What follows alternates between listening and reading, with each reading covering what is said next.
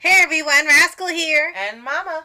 Welcome to our 5th Ninja Turtles Week podcast. Today we're looking at the concerning reboot of the TMNT, Rise of the Teenage Mutant Ninja Turtles.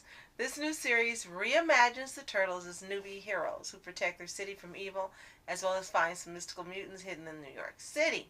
There's also a brand of new villain who's the key to their past. Yes.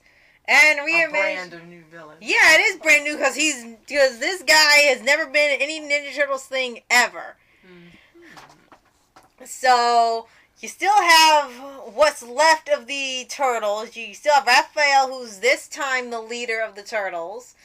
Somehow, and you have Leonardo, who is not the leader, but he's supposed to be the coolest brother, which means he's not. Michelangelo, who's what do they say is a ornate box turtle? Ornate box turtle. Fancy. Ornate means decorated. And then Donatello is the genius, but he's narcissistic about it because his brothers just bully him like crazy. And might as well discuss the, before we get to the characters, the voice acting list, which are some positives. Well, first, let's just say, okay. We have Omar Benson Miller as Raphael, Ben Schwartz, as you know as Randy Cunningham, as so Leonardo. Yes. And then Brandon Michael Smith as Michelangelo, and Josh Brenner as Donatello. Yes, and April O'Neil is Cat Graham. Yes. And Eric Bowles is the voice of Splinter. Yes, and he's world famous in voice acting. And we have John Cena as a new villain named Baron Draxum. Yes. And we also have quite a few extra people for the villains.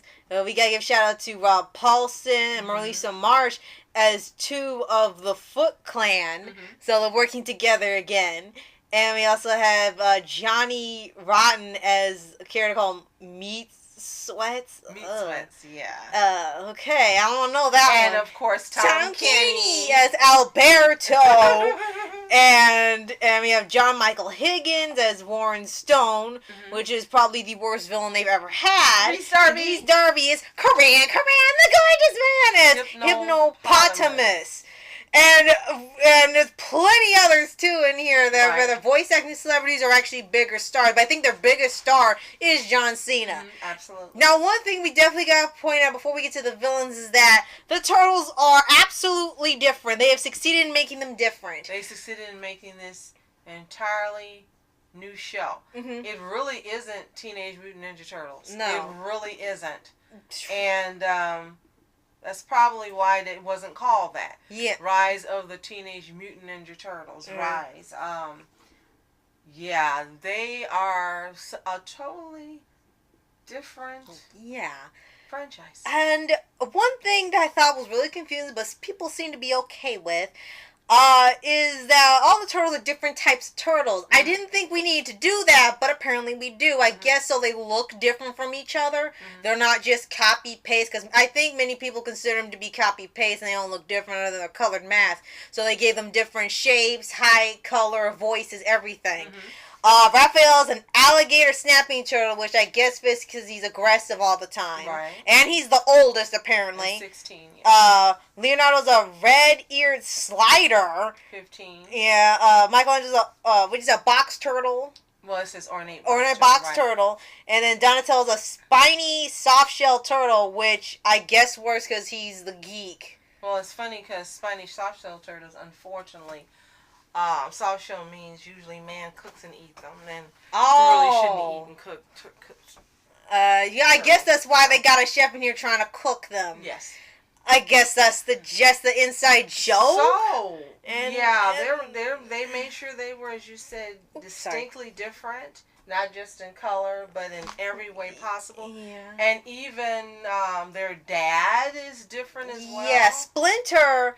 You get his backstory revealed, and it's completely different from the one we know. And he's no longer this wise mentor. They're trying to paint him as the one you wouldn't expect to be a martial arts master and be so epic and great. The problem is they take so long to get to it. Splinter is not really a character in this version that you kind of like at first glance. So you say, okay, there could be more to him. All he does until something more serious happens, which he could care less half the time now, which is kind of messed up.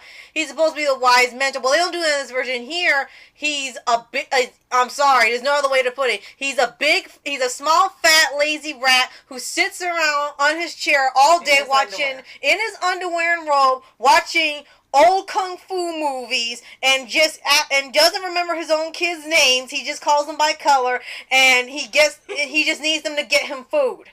And he somehow taught them martial arts. So I'm kind of curious on how he was able to teach him martial arts when he's too lazy to get up off his chair. Well, another thing that is different is the teamwork aspect is gone. All they do is fight or bully each other. Sometimes, in the end, by the end of an episode, they decide they need to help each other. But for the most part, they don't think they do. Yeah. Yeah. We also got to mention April, who is vastly different, no longer a news reporter. She's a high school student. Right, and she's about the same age, I guess, as they are. And they made her not only smarter and more adept at martial arts, and more intelligent at many other things. Yeah. Yeah, and it says she's known them 5 years already.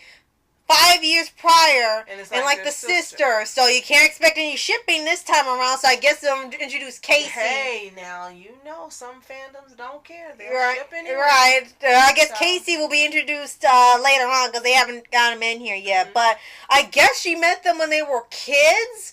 Which, I don't know how they did that. I mean, there's been times where they show them as kids, but usually the series is when they never were allowed to go to the surface. The Splinter would go and get food for them. The Turtles were never allowed to go to the surface. They didn't go into the, like you see the beginning of the series where they go up there for the first time. So in here, I guess they're allowed to do whatever because Splinter could care less. Well, I guess you guys were supposed to use your imagination to decide to take an episode and show you how this all materialized with her learning who they are and being friends with them. So until then, you just gotta use your illusion, imagination, and try to decide how you think it may have happened. And the weird part is, like you said, they made her better than the Turtles. Which is odd because I know the 80s one, they kind of had to rescue all the time. They did change that when they got to 2003. She could fight. Mm-hmm. And then when they got to 2012, she was younger. She was a teenager. But she was learning how to fight. Was learning to protect herself. And was adapting to that. And here, she already is a better martial arts master than all the Turtles combined.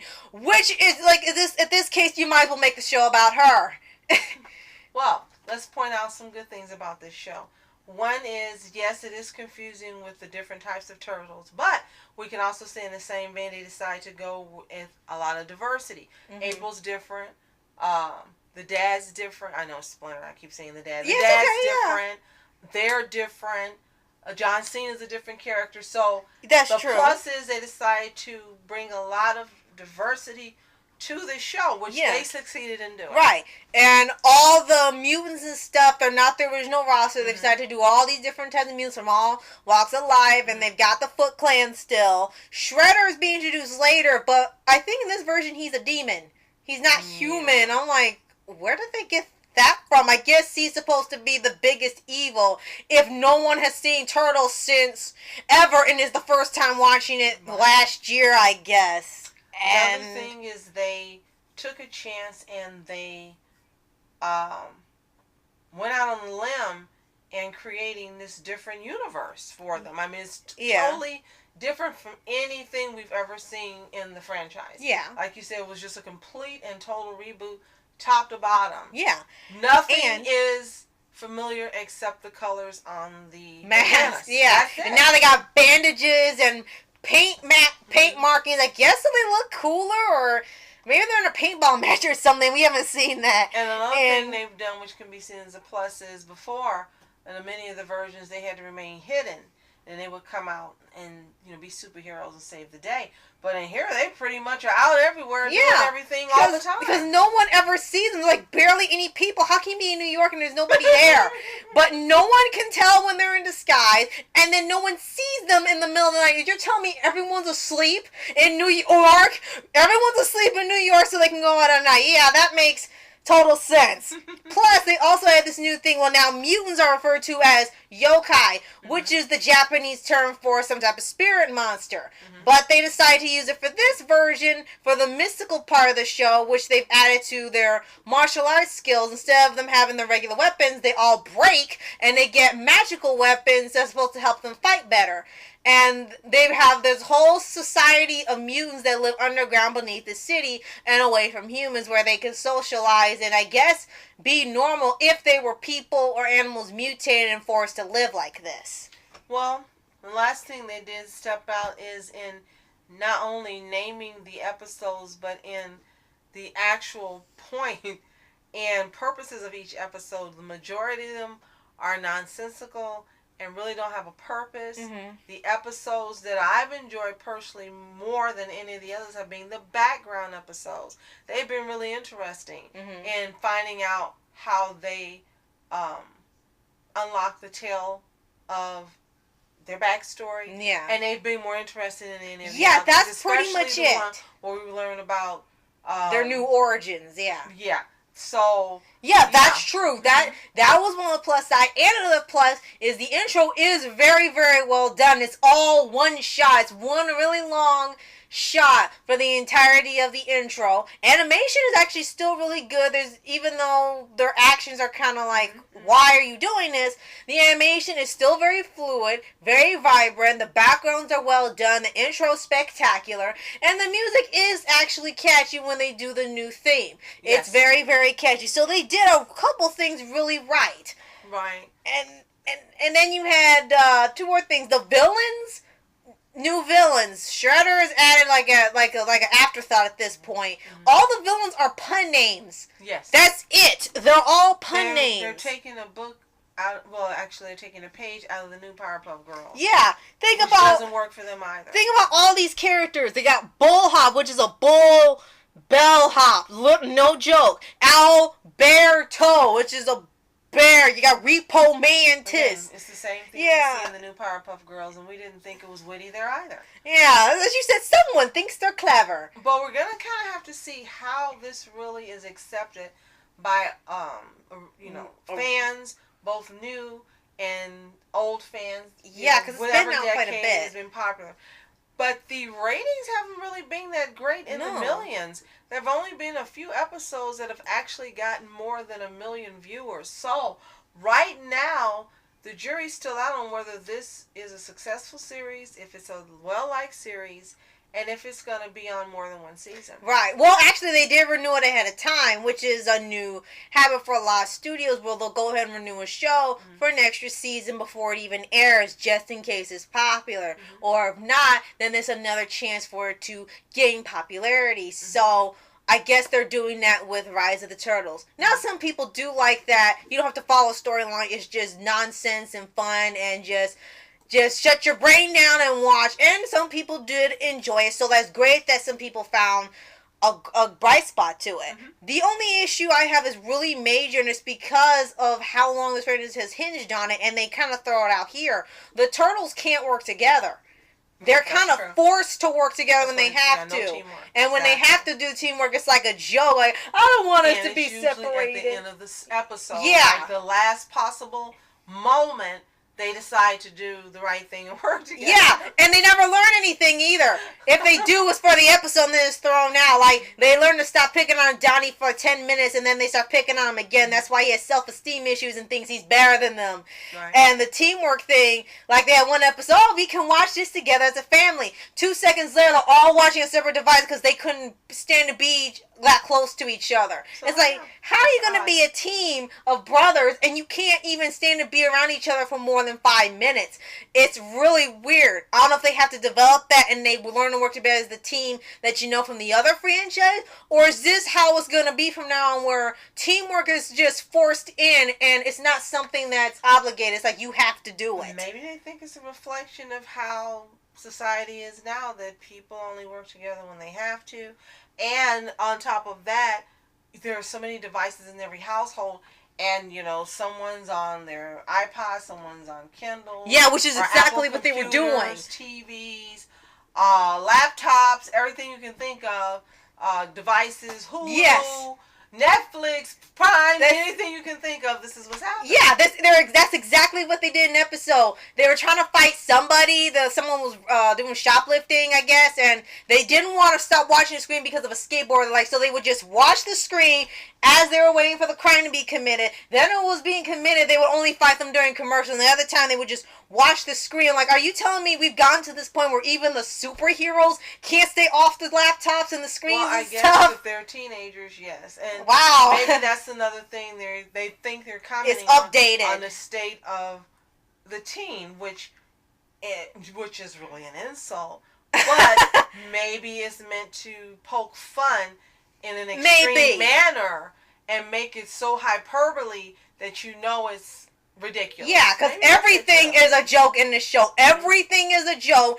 In almost nothing's taken seriously unless it has to do with Shredder or their backstory or something. So yes, maybe it's just supposed to be something that's just like the 80s and it's just super ultra fun. You don't have to watch this, that, and the other to be caught up. You can just laugh at all the crazy, wacky antics they got themselves into this week on the same Turtle channel.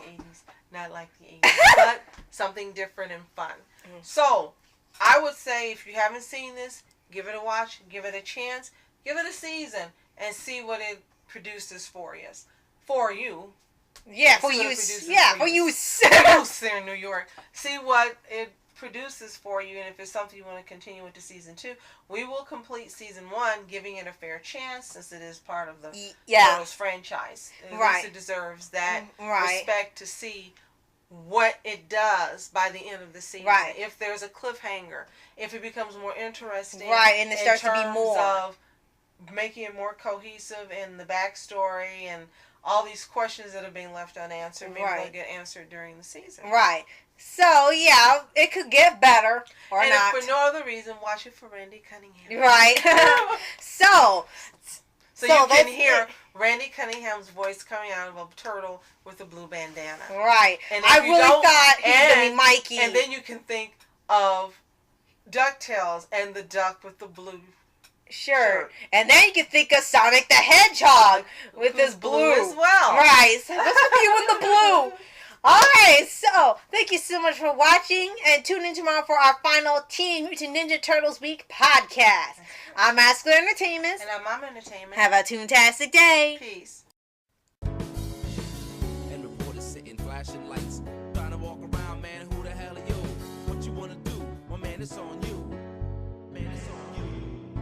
Met her in my dreams, she was my queen. A castle in the mountaintops, rivers and streams. Plucking sunlight from the sky in my pocket, give it to you later on in the form of a locket.